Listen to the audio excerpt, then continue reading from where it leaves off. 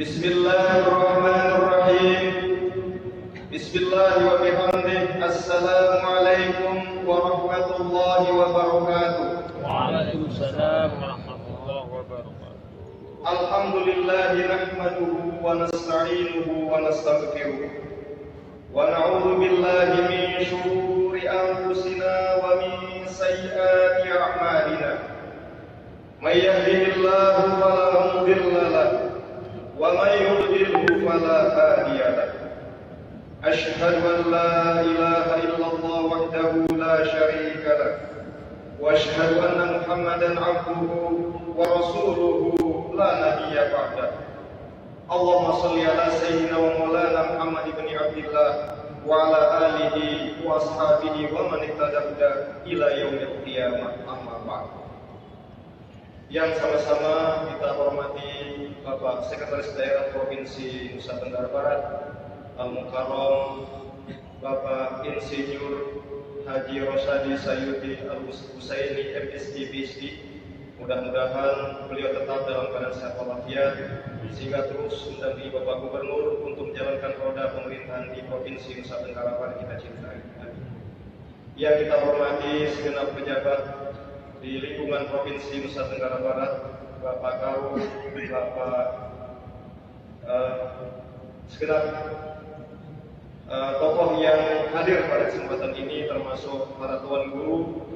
Mudah-mudahan kita semua yang hadir pada kesempatan ini, termasuk para remaja, ibu-ibu, anak muda, kemudian juga anak-anak yang juga hadir mengikuti orang tuanya. Mudah-mudahan kita semua ini tercatat sebagai bagian dari umat Nabi Muhammad yang diberi petunjuk oleh Allah Subhanahu wa Ta'ala untuk senantiasa mengikuti segala tuntunan dari ajaran Al-Quran dan hadis Rasulullah SAW. Bapak Sekda, Bapak Ibu, para hadirin hadirat yang dirahmati Allah. Pertama-tama, marilah kita panjatkan puji syukur kehadirat Allah Azza wa Jalla, minimal dengan ucapan Alhamdulillahirabbil alamin. Segala puja dan puji syukur hanya milik Allah Subhanahu wa Ta'ala yang telah memberikan, yang telah menganugerahkan sekian banyak nikmat kepada kita, sehingga pada malam mulia ini, malam Jumat tanggal 26 Rajab tahun 1439 Hijriah atau bertepatan dengan tanggal 12 April tahun 2018 Miladiyah, kita bisa hadir di masjid yang kita cintai ini, yakni Masjid Hubul Waton Islamic Center yang berada di jantung kota Mataram, Provinsi Nusa Tenggara Barat. Mudah-mudahan Allah Subhanahu wa Ta'ala senantiasa membimbing kita ke jalannya sehingga kita tidak tersesat hingga akhir dari hidup kita. Amin ya rabbal alamin. Selanjutnya mari kita sampaikan, kita aturkan, kita layankan sholawat dan salam kepada junjungan alam Nabi besar Muhammad sallallahu alaihi wasallam, seorang manusia agung yang pada satu masa dari satu fase kehidupan beliau, persisnya 1 tahun sebelum beliau hijrah dari Mekah ke Madinah, beliau atas izin Allah Subhanahu wa Ta'ala diberikan satu kesempatan yang tidak pernah diberikan kepada makhluk lain, yakni apa yang disebut dengan peristiwa Isra dan Mi'raj. Dan itu tertuang dan itu diabadikan dalam firman Allah, tepatnya dalam surat Al-Isra ayat 1 sebagaimana telah dibacakan tadi oleh qori kita. Mudah-mudahan kita semua yang hadir pada malam ini di masjid yang mulia ini tercatat sebagai umat Nabi Muhammad yang senantiasa mengimani apapun ajaran yang dibawa oleh baginda Rasul, peristiwa apapun yang telah beliau jalankan, meskipun mungkin para hadirin hadirat jika secara zahir peristiwa ini gairu ma'qulah kata orang Arab atau irasional kata orang Barat, itu peristiwa yang jauh dari nalar atau logika murni manusia biasa. Tetapi insya Allah kita yang hadir di tempat ini siap menjadi pengikut umat Nabi Muhammad yang tidak hanya mengimani peristiwa ini, kemudian akan terus berusaha mentradisikan hingga anak kita, keturunan kita sampai kapanpun, dan kita tetap akan mempertahankannya. Amin ya rabbal alamin. Bapak Sekda, Bapak Tuan Guru, para hadirin hadirat yang dirahmati Allah. Dalam kesempatan yang terbatas malam ini, izinkan kami menyampaikan paling tidak ada 3 hal penting terkait dengan hikmah atau apa yang bisa kita pelajari dari perayaan atau peringatan Isra Mi'raj yang kita lakukan pada setiap tahun, bil khusus umumnya pada tanggal 27 Rajab. Secara umum dapat kami sampaikan Bapak Ibu yang dirahmati Allah, bahwa memperingati Isra Mi'raj ini tidak kita lakukan tiap bulan. Betul tidak Bapak Ibu yang dirahmati Allah? Tidak tiap bulan, tetapi pada salah satu bulan mulia, bulan Rajab, sebagai salah satu bulan yang dimana dianggap sebagai bulan haram, bulan yang dimuliakan oleh Allah Subhanahu wa Ta'ala. Dan kebetulan dalam bulan Rajab ini adalah bulan pengantar, muqaddimah, sebelum kita masuk kepada bulan berikutnya, bulan Sya'ban. Dan sebelum kita masuk satu bulan yang dimana di dalamnya terdapat satu malam lebih baik dari 1000 bulan yang terdapat pada bulan suci Ramadan. Makanya dianjurkan kita dalam riwayat, ya, dianjurkan kita di awal bulan Rajab ini kita memperbanyak doa dengan ucapan Allahumma barik lana fi Rajab wa Sya'ban wa ballighna Ramadan.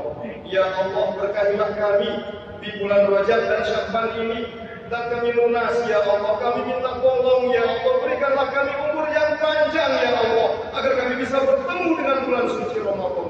Itu ideal yang sering kita ucapkan, yang sering kita doakan para hadirin-hadirat mulai dari awal bulan Rajab ini, terlebih pada malam 27 Rajab. Maka insya Allah akan dengar doa kita sesuai dengan kadar keikhlasan dan ketulusan kita kepada Bapak Ibu yang dirahmati Allah. Mengawali uraian ini, tadi sudah disampaikan bahwa peristiwa ini yaitu Isra dan Mi'raj diabadikan dalam Al-Quranul Karim dalam surah Al-Isra, surah ke-17 dari 114 surah dalam Al-Quran, tepatnya ayat pertama. Bismillahirrahmanirrahim.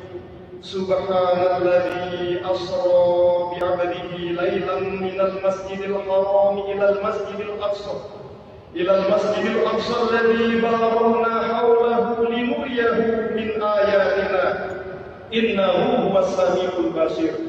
Yang maksudnya kurang lebih, Maha suci Allah yang telah memperjalankan hambanya yang Nabi Muhammad pada suatu malam dari Masjidil Haram ke Masjidil Aqsa, linuriyahu min ayatina alladzi barakna hawlahu, di mana Masjidil Aqsa ini diberkahi sekelilingnya. Kenapa? Karena di Masjidil Aqsa dan sekelilingnya itu telah diturunkan banyak para nabi dan rasul sebab hadirnya Nabi Muhammad sallallahu alaihi wasallam. Tujuannya apa hadirin hadirat? Linuriyahu min ayatina, agar kami menunjukkan sebagian dari tanda-tanda kuasa kami, kata Allah Subhanahu wa Ta'ala. Innahu was-sami'ul basir. Sesungguhnya Allah adalah zat yang maha mendengar lagi maha menyaksikan. Bapak Ibu yang dirahmati Allah, pada kesempatan malam ini kami tidak menguraikan bagaimana prosesnya. Mungkin kalau itu kita sampaikan bisa 2-3 bahkan sampai subuh kita di tempat ini. Akan tetapi yang paling penting bahwa Isra dan Mi'raj adalah sebuah peristiwa maha agung. Kalau orang barat barangkali disebut dengan spiritual night journey, yaitu perjalanan Rasulullah SAW. Ya, Isra itu adalah perjalanan spiritual Rasulullah SAW dari Masjidil Haram, Makkah Al-Mukarramah ke Masjidil Aqsa. Sedangkan Mi'rajnya adalah naiknya baginda Rasul Sallallahu Alaihi Wasallam dari Masjidil Aqsa ke langit ke-7 hingga ke ujung alam semesta ini yang berada di Sidratul Muntaha, di mana satu makhluk pun tidak pernah hadir ke tempat itu. Bahkan Jibril yang sering menerima wahyu dari Allah tidak mampu tembus ke tempat itu para hadirin. Sampai-sampai dalam riwayat kata Jibril, ketika di Sidratul Muntaha yang bertemu hanya Rasulullah SAW dengan Allah Subhanahu wa Ta'ala. Jibril lihat di sebuah tempat di mana ada hijab, di mana ada jarak Bapak Ibu dirahmati Allah sekitar 50 hijab, 50 jarak. Seandainya kata Jibril satu hijab ini terbuka atau singkat bagi Jibril, maka dengan kehadiran Allah Jibril akan hancur karena memang belum diizinkan oleh Allah Subhanahu wa Ta'ala. Tetapi baginda Rasul Muhammad SAW tidak hijab kembali. Jangankan 50, satu pun tidak ada.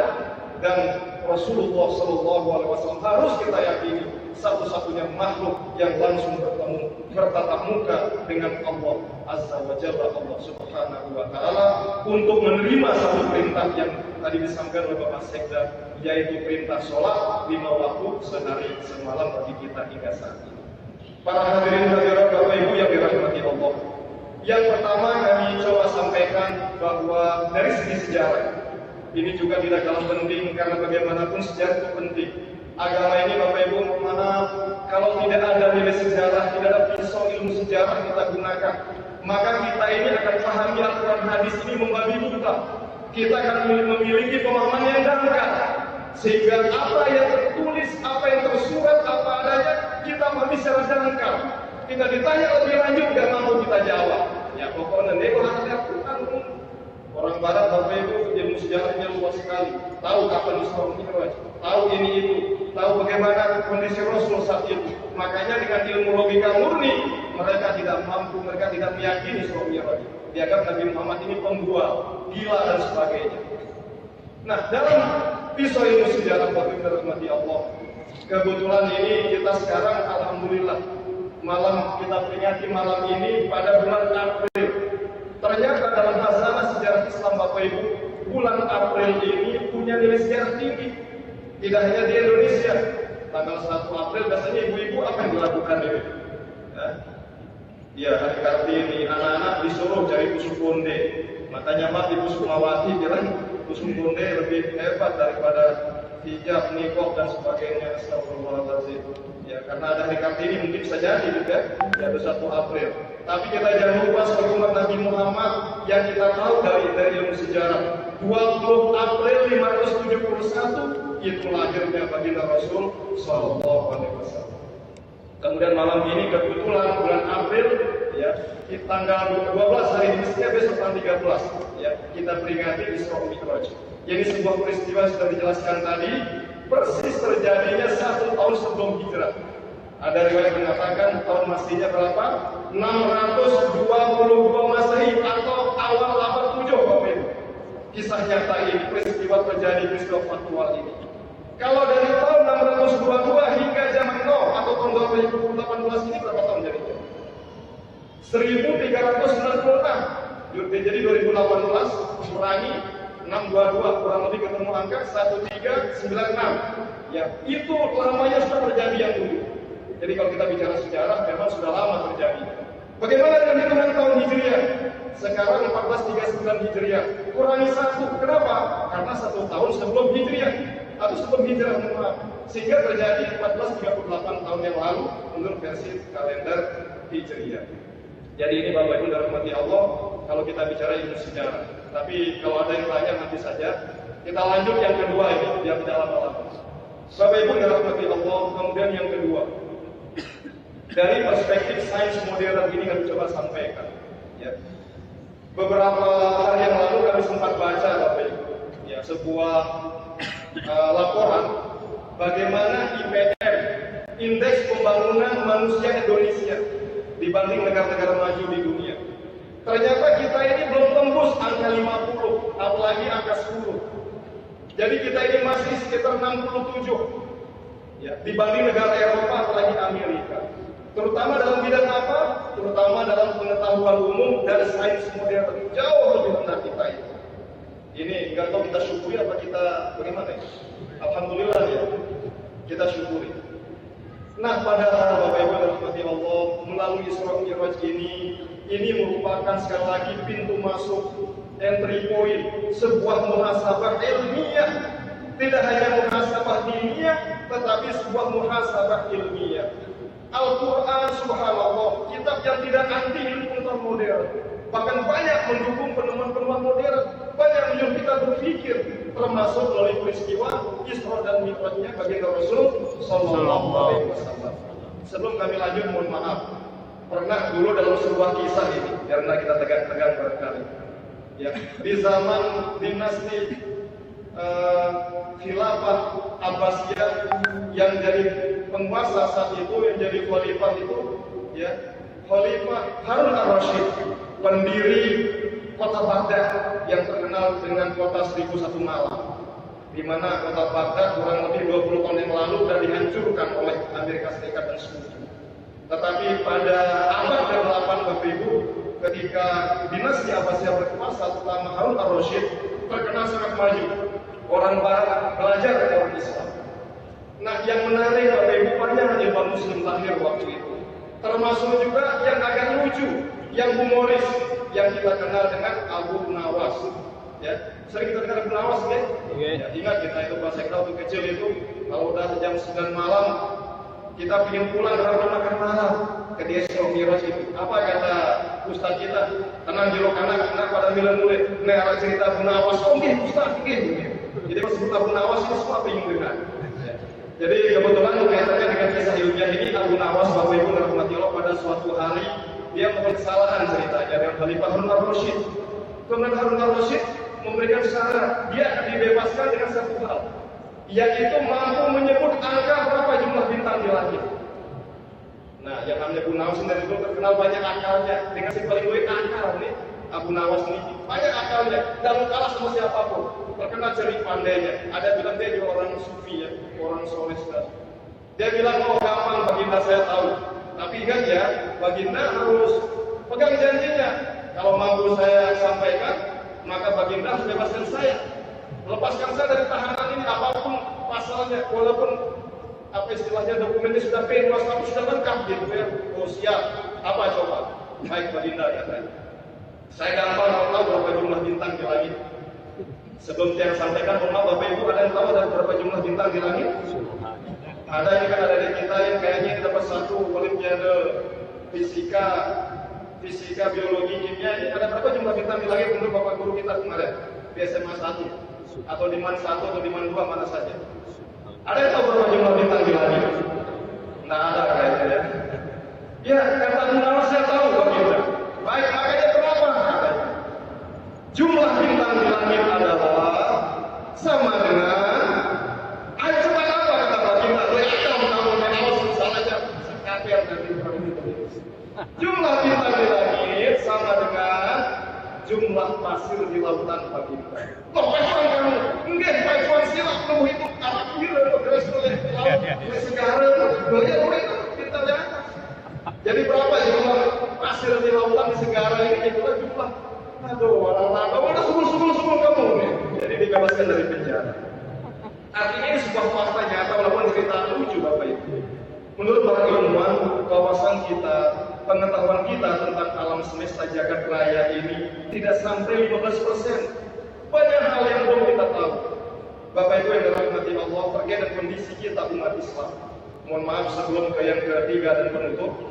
Terkait dengan sains ini, ada satu anggapan yang berkembang di dunia pengetahuan modern, bahwa negara yang memiliki teleskop raksasa dan kemudian mampu mengindra, mengangkasa di atas permukaan bumi ini, itu dianggap negara yang maju, dianggap negara hebat, dianggap negara yang berteknologi tinggi. Bapak Ibu, kalau boleh kita jujur, apakah Indonesia punya satelit apa tidak? Katanya punya, tapi dijual ke Singapura, itu nggak tahu masa presiden siapa itu. Ada katanya walaupun disawab ya. Tapi satu contoh di negara Amerika Bapak Ibu. Ada satelit yang disebut dengan satelit Hubble yang sangat besar. Untuk membuatnya, pemerintah Amerika Serikat ini mengumpulkan kurang lebih 10.000 ilmuwannya. Kalau jamaah kita ini nyampe 5.000 ke 10.000.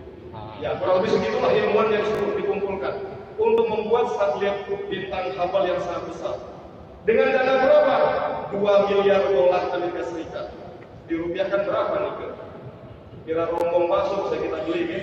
Ya, kurang lebih ada yang mengatakan hampir 65 triliun rupiah. Dan ketika jadi teleskop itu Bapak Ibu rahmati Allah, dia mengangkasa berada di ketinggian 500 km dari permukaan bumi ini. Dan dia mencoba memotret alam semesta ini yang maha luas. Subhanallah, apa yang tergambar? Ternyata Bapak Ibu waktu yang kecil, mohon maaf dia sekitar 30 tahun yang lalu, waktu SD, disebut oleh guru kita di pelajaran IPA, jumlah matahari karena apa istilahnya ini? Matahari ini di alam ini cuma satu katanya. Jadi cuma satu. Ternyata teman modern melalui teleskop ini mengetahui bahwa alam semesta ini sangat luas. jumlah matahari itu tidak hanya satu, ratusan miliar jumlahnya.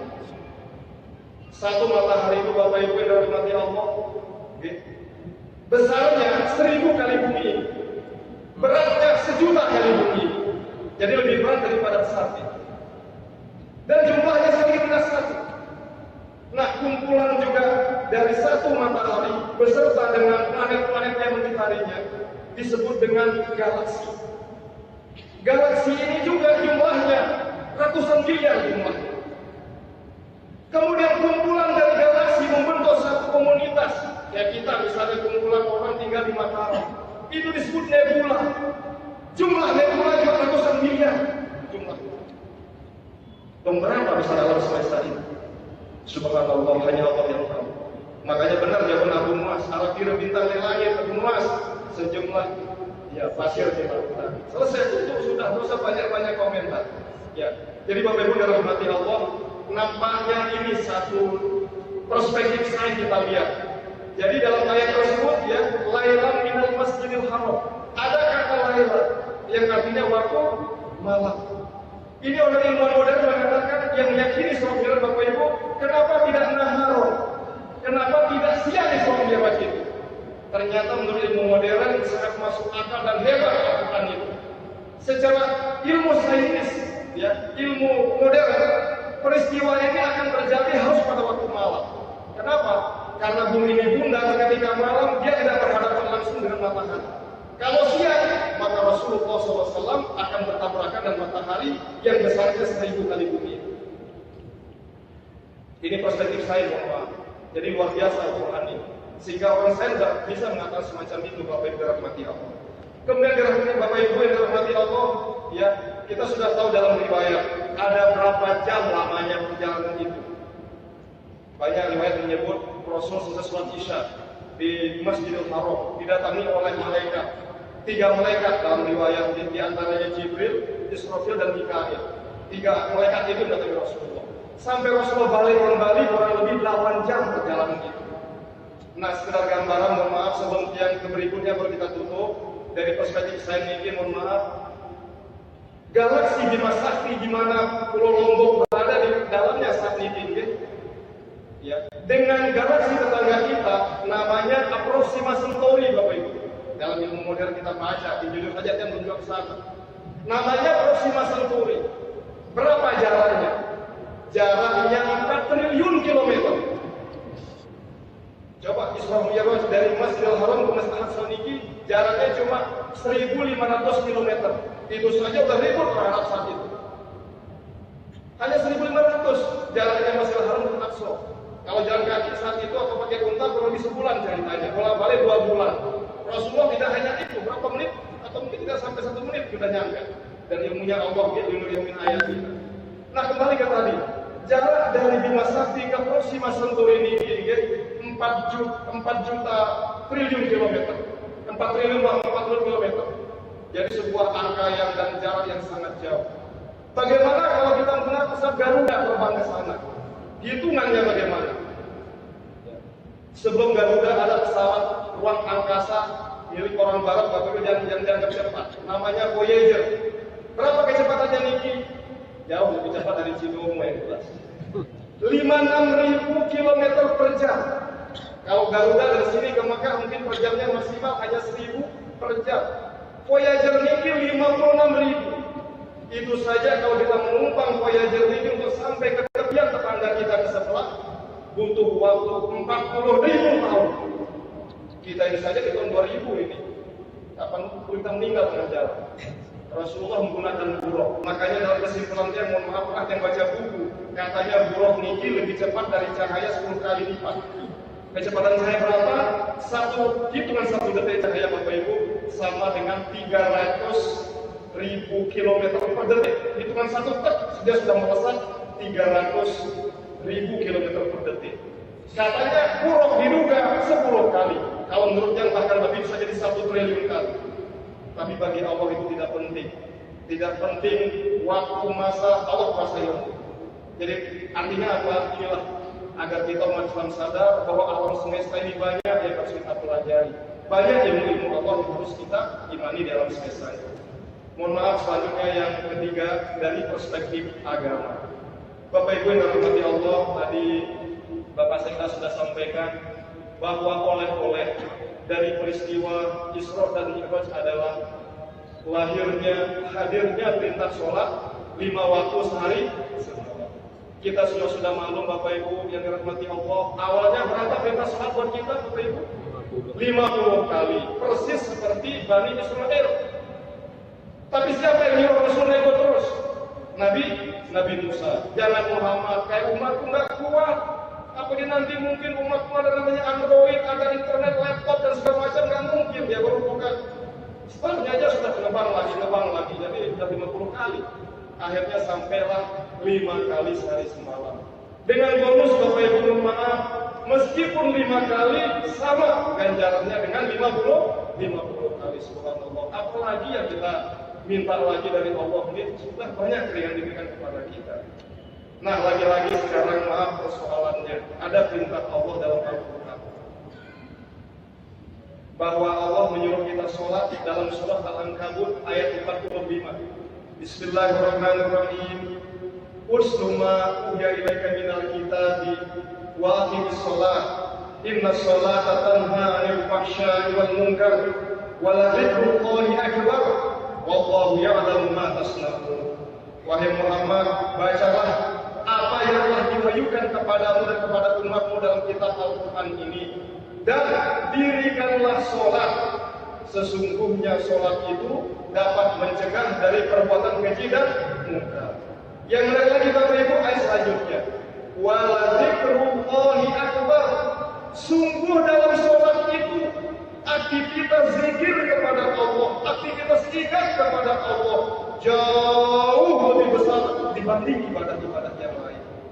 Wallahu ya'lamu ma tasna'un, dan Allah lebih tahu apa yang kalian kerjakan. Nah, di sini pertanyaan Bapak Ibu, mohon maaf, sering kita dengar dari tausiah dan sebagainya.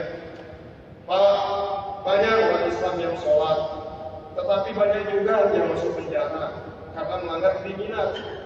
Jadi Bapak Ibu, kalau kita buka kamus pengertian munafikin, apa perbedaan fahisyah dan munkar disebut tadi dalam ayat ya surat Al-Ankabut 45. Dalam beberapa pengertian, yang namanya fahisyah itu ya, yaitu perbuatan yang melanggar moralitas, melanggar norma masyarakat, melanggar nilai kepatutan. Umpama, mohon maaf ya, kalau secara fikih, kalau bagi laki-laki yang namanya aurat versi Imam Syafi'i, jadi kalau kita itu batas aurat itu adalah pusar ini sampai ke lutut. Jadi artinya apa? Kalau pelumpuh misalnya sholat, mohon maaf, baju kaosnya kehujanan kemarin, sarungnya diangkat sedikit pada ini, menutup pusar ini, sah nggak secara fikih? Sah. Tapi bagaimana, mohon maaf, itu maksudnya contoh. Ada salah satu imam kita, dia mau melihatnya secara hitam putih, secara aturan saja. Disuruh imam ke sini, nggak pakai baju, tapi nutup memang pusarnya sama tanda di atas sini. Kira-kira patut apa enggak? Kok imam nggak pakai baju di Islamic Center gitu kan? Seandainya di kamarnya dan istrinya nggak apa-apa ya, apalagi melanjut pada ini. Ya apa enggak? Tetapi kurang lebih itulah contoh fahisyah. Mana yang munkar? Munkar itu adalah tindakan melanggar kriminal. Ya, tindakan yang ada hubungannya dengan hukum kriminal. Datang sholat, kerjanya apa? Ambil sandal orang. Ditanya, loh, kenapa anda sandal orang? Nah, kata Ustaz tadi waktu ceramah, ambil yang baik-baik, tinggalkan yang buruk. Ada nggak yang kita begini? Insya Allah tak ada. Kalau ayat itu, mohon maaf, melanggar ayat ini, itu namanya perbuatan munkar. Karena mencuri tanpa izin. Tapi namanya mencuri kan tanpa izin. Itu jelas perbuatan melanggar aturan. Dan kalau dipolisikan ada fotonya, videonya mencuri, masuk penjara insya Allah ya. Seperti itu. Nah, setelah itu Bapak Ibu, kenapa sampai zaman sekarang banyak orang sholat tetapi misalnya